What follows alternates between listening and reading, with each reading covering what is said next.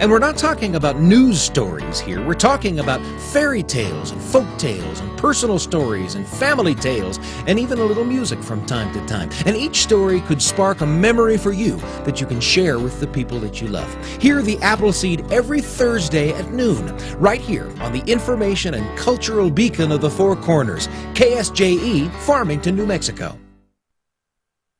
KSJE is supported by San Juan Regional Medical Center, here to meet your urgent and emergent medical needs, whether they are COVID-19 related or not. Medical emergencies happen when you least expect them. Whether it's a stroke, heart attack, illness, or injury, San Juan Regional Medical Center's caregivers are here to provide care to you and your loved ones. Find out more online at sanjuanregional.com.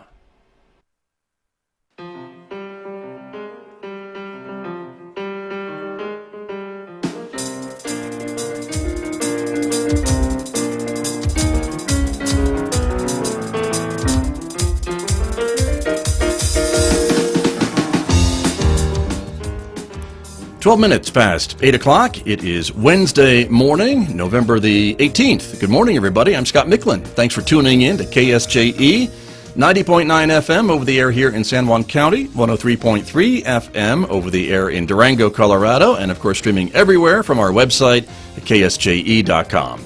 Welcome also to our viewers who are watching this visual radio program. The video is streaming live to the KSJE Facebook page, our YouTube channel, and our Twitter account today. We're glad that you are with us, everybody. Coming up this morning, my guest today from the Lifecare Center of Farmington. We'll be talking about the Lifecare Center and some of the challenges it has faced during this year of COVID-19 and much, much more. That is coming up in the next few moments right here on KSJE, so please stay tuned for that. Later on this hour, Dr. Mike Hadabaugh will be joining me from the Encouragement Lab, some words of encouragement. And today, Dr. Hadabaugh is talking about being hypocrites. In fact, he's calling all of us hypocrites, and he'll explain why he is doing that coming up this morning at 8:50 a.m. right here on KSJE Radio. Then, of course, next hour, Mick Hess will take us roving with the arts. It is our weekday classical music program, and today Mick is featuring music from the Dracula Diary. You will hear that this morning at 9:06 on KSJE. And that takes us to 10:30 in our local and regional author program right on Four Corners. Tracy Hales-Vass is speaking with author Jasmine Tritton, and she has written the book On the Nile with a Dancing Dane. And she is going to be talking about that book with Jasmine Tritton coming up this morning here on KSJE. So stay tuned for that. Also, don't forget, we invite you to connect with us on Instagram, in addition to Facebook, YouTube, and Twitter. And let's talk about our warm weather forecast for today. Near record high forecast for this afternoon with partly sunny skies. Today's high about 70 degrees in Farmington, clear 36 overnight. Partly sunny skies tomorrow and on Friday with highs each day in the mid-60s and overnight lows in the 30s, and then maybe a chance of showers in the forecast on Saturday with highs around 60 degrees and overnight lows around 27. And of course, we always tell you that visual radio can take you places. Let's take you to a place where you probably don't want to be this morning, and that is the commute going into New York City. This is the scene just a few moments ago at the George Washington Bridge in Fort Lee, New Jersey. As you can see, the traffic heading away from the camera is heading into Manhattan, and they are stopping to pay the toll. The traffic coming towards the camera is leaving Manhattan, but that is a steady stream of New York City traffic, even during this time of work at home and COVID-19. Still lots of traffic heading into Manhattan this morning from New York City. Well, let me turn to my guests who are with me this morning. Again, as I mentioned, from the Lifecare Center here in Farmington. Joining me, the new Executive Director of Lifecare Center in Farmington, Josh Martin, is here in our studio. Good morning. Thank you for coming in this morning. Good morning. Thank you for having us. You bet. Good to have you here. And also, Juliana Martinez is here, too, the Marketing Director at the Lifecare Center. And good morning to you. Good morning. Thank you for having us. You bet. Good to have both of you with us this morning. And thank you both for coming in to talk a little bit about the Lifecare Center. And Josh Martin, let me speak with you first because you're relatively new to the job and to the community, right? Yeah, that's correct. I got here late September. Okay. So. Very good. And so, welcome. And so, Lifecare Center, when folks hear about it, we should talk about this because it was very early on during this COVID-19 pandemic that you saw your first cases at the Lifecare Center. I think it was April 1st, and we were talking kind of before we came on the air this morning of just how how soon that was, and again, as we remember back to that time, we didn't know a lot about COVID-19, and there were new recommendations coming out from the CDC and public health officials and things along that line. And unfortunately, Lifecare had a lot of the earliest cases here in the community, correct? Yeah, that's correct. Yes, that's Julie- correct. We were hit first. April 1st was our first case. Right. And so with that, I mean, again, we didn't know a lot about it, and so we soon realized just how quickly this could spread, right? How infectious this virus was. It was very infectious. In fact, the epidemiologist did state that we had one of the deadliest strands in San Juan County, and it hit us pretty hard. Right. So let's talk about that just a little bit, because I also want to talk about what you and your staff did with that and what happened. But very soon you had about let me see my notes here. 87 cases between April and July. Right. And about 40 of those were residents, and 40 of those, or I'm sorry, no, bigger than that, right? We had 44 deaths, 40 recoveries, and Thank you. and 3 discharges only. Got you. I got you. Okay, and so that was a lot, and so how did that impact your staff? Well, there was actually, and I apologize, I don't have the number here in front of me. We had quite a bit of our staff get sick as well. We had 53 associates. 53 of our associates. Okay, And all 53 have recovered. great to hear that. That's wonderful. But that was in a very short amount of time too, correct? As it spread, and as we learn more about what this is and what it does, correct? Correct. Yeah. Yeah. And in my experiences, so I was actually in with a Lifecare facility in Arizona, and our experience was different. We saw the virus come in and we saw the virus spread, but we didn't see anywhere near the fatality rate that they experienced here in Lifecare, and I think that just goes to some of the different strands that were out there. And like they said, is just the one that our building got early on was unfortunately pretty rough. Right. Right, exactly, and of course you're not alone. This was happening in nursing homes and centers all across the country, all across the world, right? With this disease, with this virus. Absolutely. Yes, the wave of negative publicity in skilled nursing homes and the whole industry that we all endured caused people to have many concerns for safety, but this is not the case over at Lifecare. In many ways, the experience with the virus has made our facility even safer. And that's something that I want to ask you about too, because with this experience, as you mentioned, you've gotten some things in place. You've always had measures in place from the very beginning, but as things have evolved and we learn more about COVID and how just infectious this is, your standards have changed and evolved like everything else, and so today things are much different than they were probably back in April. Yeah, and that's one of the things that we focused on, and one of the things that Lifecare's as a company has been good about is they've always wanted to put residents and staff first, and so we've made a massive effort company wide, and here in Farmington, I was actually in the division here, and so I got the weekly updates as we talked about everything that had happened in Farmington. But we've stayed ahead of the curve. As a matter of fact, during the outbreak and everything, we had state surveyors constantly in our building looking at our infection control policies according to what the knowledge was at the time, and we didn't have a single sighting. The federal government even came in and did a federal infection control survey, and they didn't find a single thing. And so that's really been one of the keys that we've had, is as everybody learns more about this virus, we are making the adjustments. Lockdown units, we have the COVID unit that's completely separate and locked and isolated away.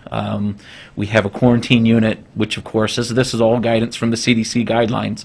A quarantine unit where people stay 14 days so that we can watch for any signs or symptoms. And that's all locked off from the rest of the building as well. Got it. And that's interesting to point out, I think, too, in that during all this time when you were having positive cases in both residents and employees, you were being inspected, and the inspectors were saying, well, you're doing everything right. It's just, this is just infectious, and this is what it is. Is that what you're saying? Yeah, and it was just an absolute tragedy. Right.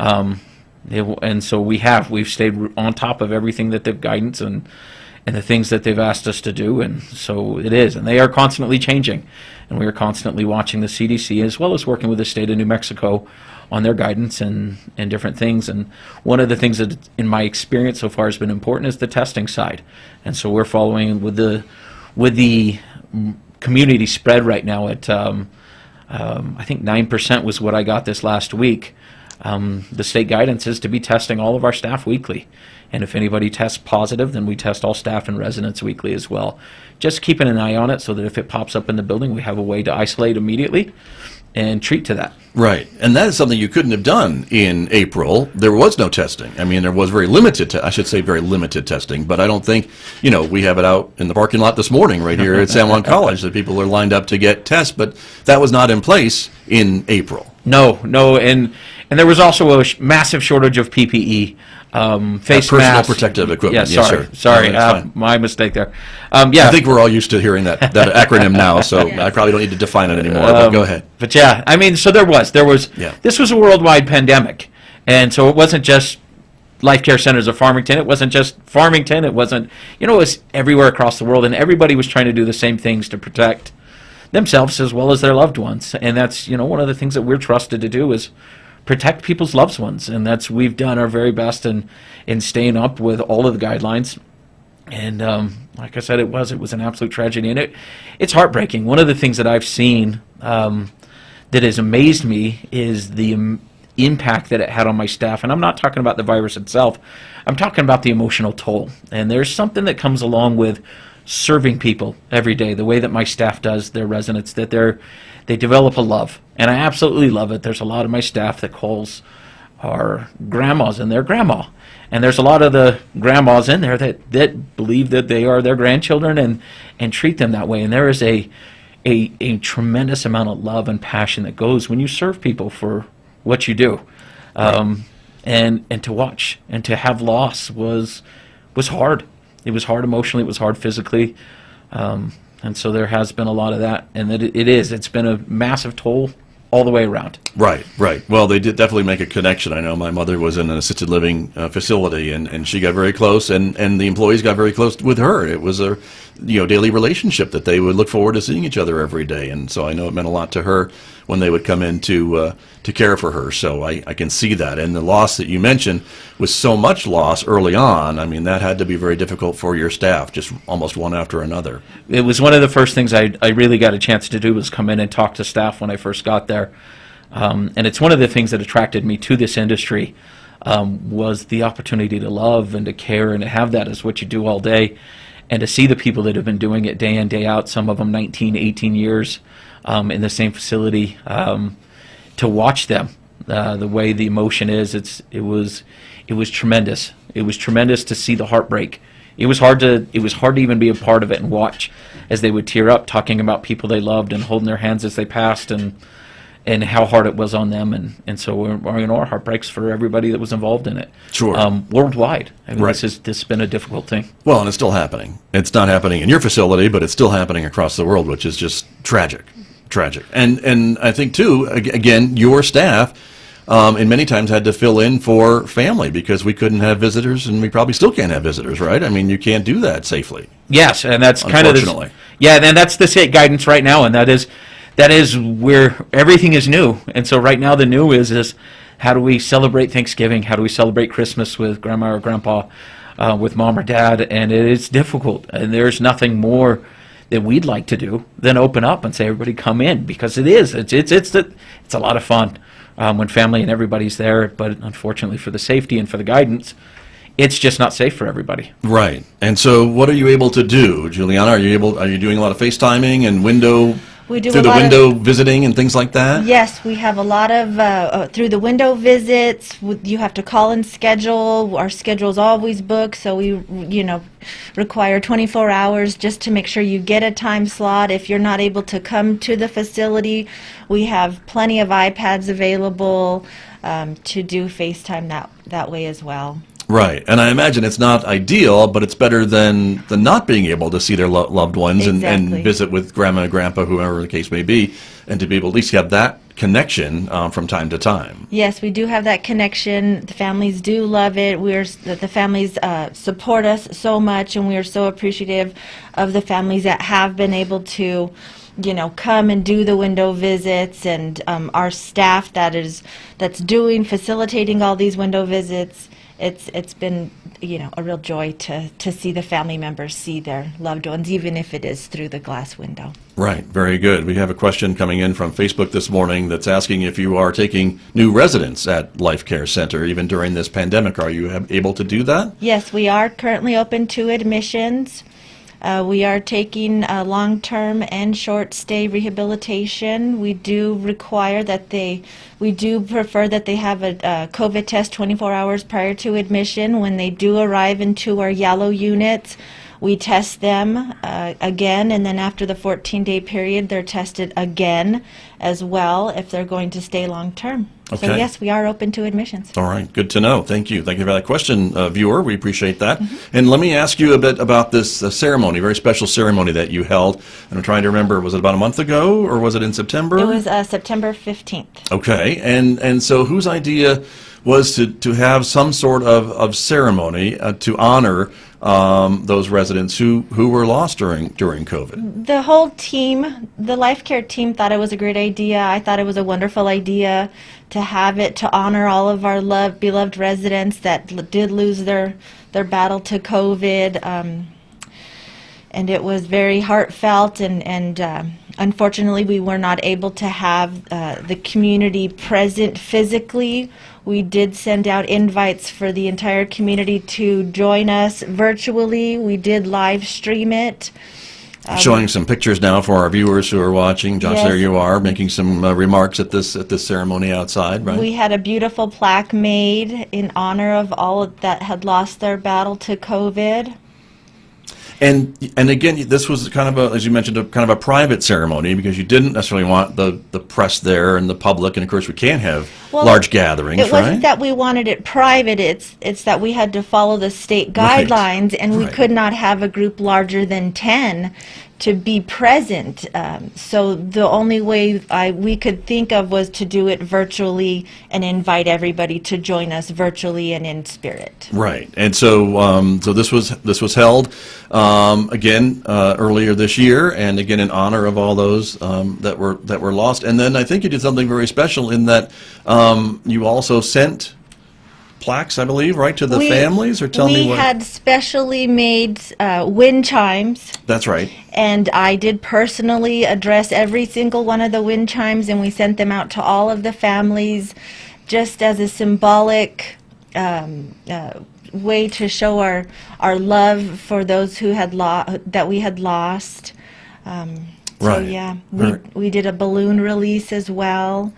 We had a medicine man bless a tree. We planted a healing tree, a white snow dogwood in honor of healing and growth for our beloved residents that we lost. Very nice. And Josh Martin, again, from your standpoint, I mean, coming in as the new executive director, is this kind of an important healing process to go through to honor these residents who were lost, and to maybe give your staff some closure and as a standing memorial there on the grounds to remember these folks? Yeah, and I don't think it was just necessarily for those folks. It was, hopefully that was something that reached out to not only the folks that we lost, to the folks that were my staff that fought it, but the community as well that was so supportive in everything that we've done, and the people that have involved, and the people that continue to trust us as we move forward, following and protecting and doing everything we can.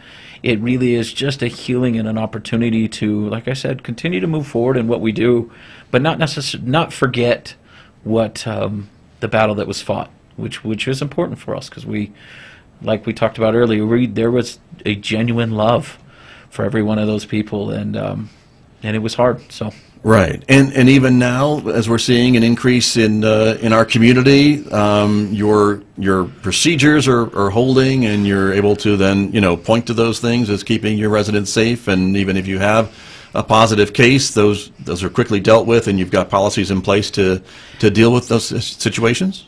Yeah, and so one of the great things that's come out is we have what they call the point-of-care testing machine that we use hand-in-hand with the state guidance. Is anybody that shows any signs or symptoms, we have the ability to test them and find out within 15 minutes. Resident or employee? Resident or employee. And so we're able to kind of find that right away, as well as quarantine and watch, because one of the big things is isolating anybody. So when Juliana talks about our yellow unit, that's actually our quarantine unit, or any resident that is out in the community needs to spend 14 days in there, where everybody that's in there wears N95 masks, and they wear face shields, which is actually new guidance. Right. They allowed goggles in the past, but now they're wanting us everybody wear their face shields whenever there's interaction with residents and staff, and so they are constantly on that. And like I said, not only that, they go in and they're exchanging gowns and any protective equipment that's being used.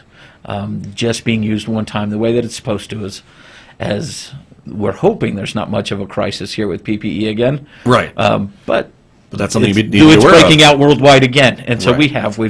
we've done what we can to keep and have on supply what we need, which is another thing that had anybody known and anybody had been able to stock up on PPE ahead of time, I'm sure the spread worldwide would have been far less than what it has been, but it's been something that nobody was really aware of, and it is. And so even the second time around, we're doing everything we can, but and isolating. We had our procedures are working and our policies are working, and we have a pretty strict screening tool, and through the CDC guidance right now is anybody that shows any signs or symptoms, and we actually mark them out. Do you have any coughs, chills, the whole thing? Sure. And anybody that answers yes to any of those, we actually quarantine them for 10 days and say don't come to work.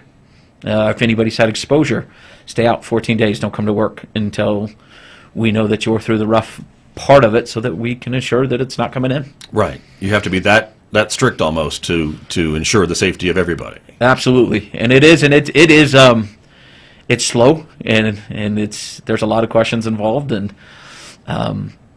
it can be daunting to continually ask those questions, but it is. In the long runs, it is. I don't know how this sounds. It ends up saving lives, which is extremely important to us. Well, that's what you want. Right. That's obviously what everybody wants. So there Absolutely. you go. What's the current situation at Lifecare? Is everybody good? Do you have a case? We have one case that is doing well, and she is isolated on the unit. Like I said, we had some negative tests. She came in and was working in the quarantine unit where she was quarantined, and a test a few days later came back positive, so we isolated her. So we actually believe she came into the facility with it, even though she had a negative test, and it's just the way this disease is. But we were able to isolate. We've tested everybody else in the building, and everybody else has come out clean. Great. Well, like I said, we also have a couple of staff that have tested positive just due to community spread. But again, because of their honesty, neither one of them were in the building positive. They were negative, and then had either a symptom or a family member or something, and they told us ahead of time. Right. And because of their honesty, we were able to keep them out just in case. And we've done it with several people. I would say there's probably 8 or 9 people that we've had out. 2 of them came back as they ended up being positive, but due to them being honest and the screening tool, they weren't in the building while they were positive, so we were able to keep it out that way. Very good. And then for an employee to come back to work, do they need obviously a negative test? Do they need 2 negative tests in a row, or do you have policies about that, I imagine, as to when they can come back? So it all depends. It depends. It's an individual case. If somebody tested positive, they've got to be, there's a certain deadline depending on 10, 20 days, depending on how sick they got from COVID, as well as they need to be clear of symptoms for at least 24 hours, kind of have that doctor release. And then it opens up. So it really depends on each situation, where we have our nurses that are evaluating and covering that with them to make sure that they're safe before they come back. Understood. My guest this morning from Lifecare Center of Farmington, Josh Martin, is here with me. The new executive director, Juliana Martinez, is here. She is the director of marketing at the Lifecare Center. And Juliana, we have questions coming in from our viewers this morning about a Zoom Thanksgiving. Is that something that could be done with your residents? Or I bet it's probably difficult because you have so many being able to do that. Yes, I think that's an absolutely great idea. We're collaborating together as a team with our activities to come up with all ideas to get our residents in touch with their families. We're coming up with some different ideas of maybe a drive-through dessert pickup.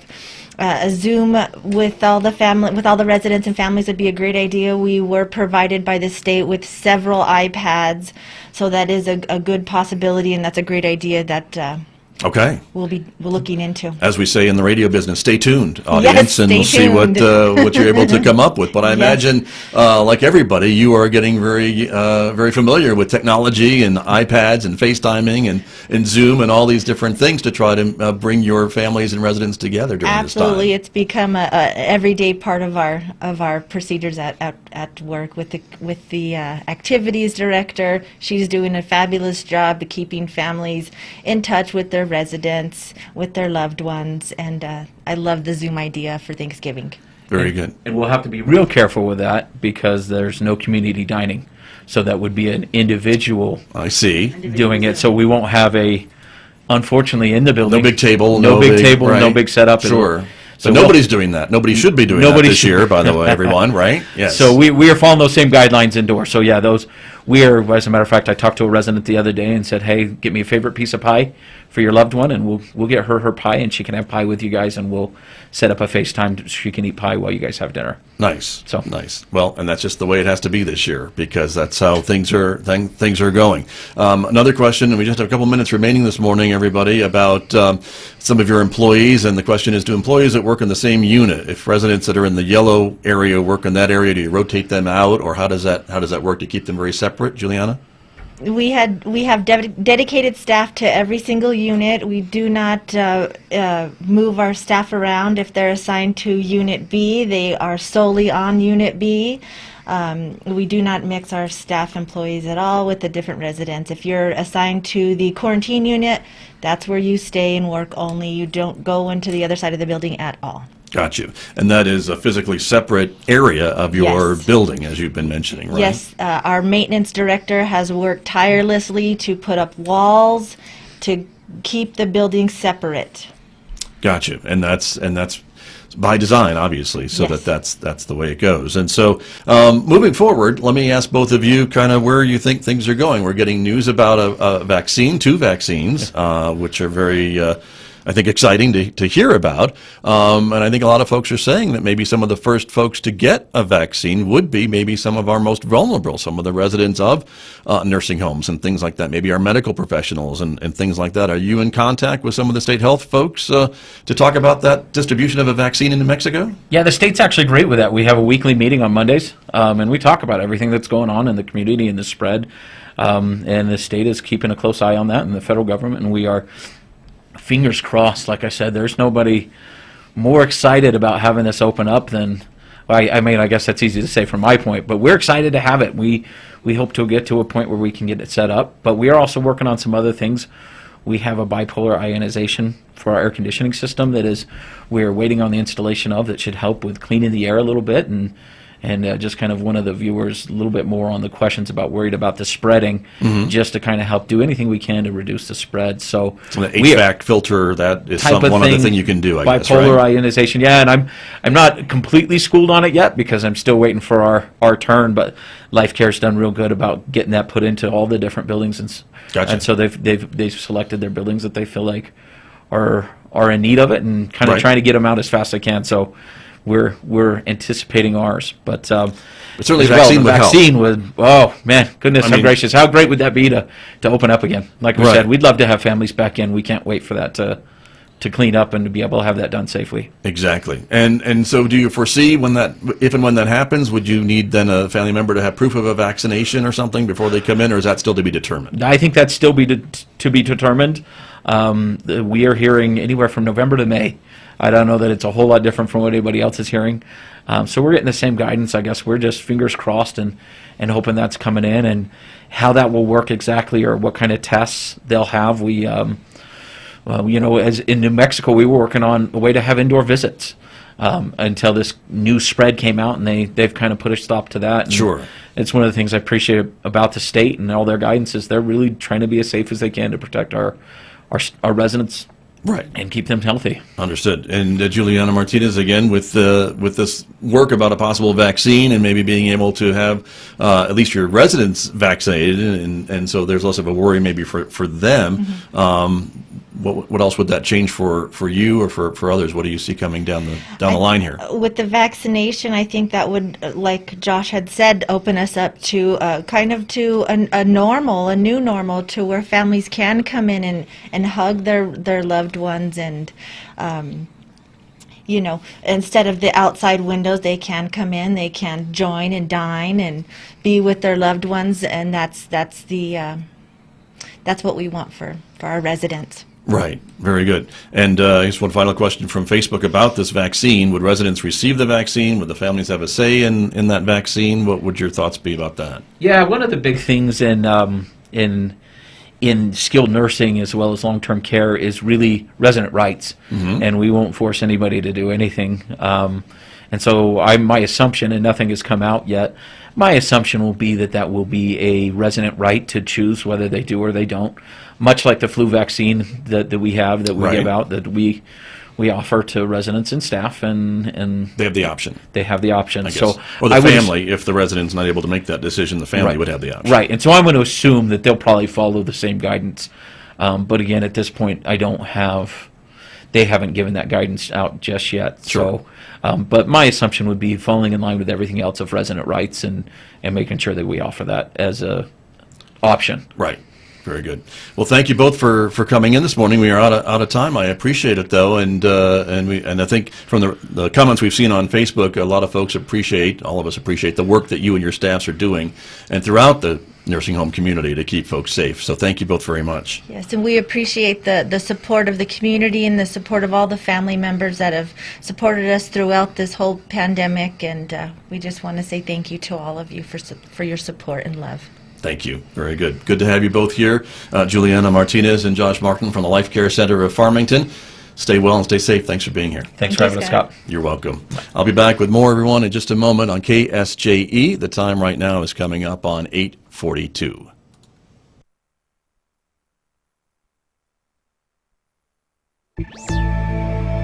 One thing that might not change much under a Biden administration, the battle over Chinese tech. From American Public Media, this is Marketplace Tech. I'm Molly Wood.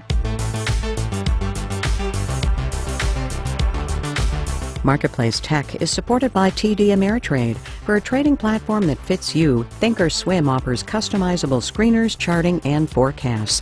Learn more at tdameritrade.com/Thinkorswim.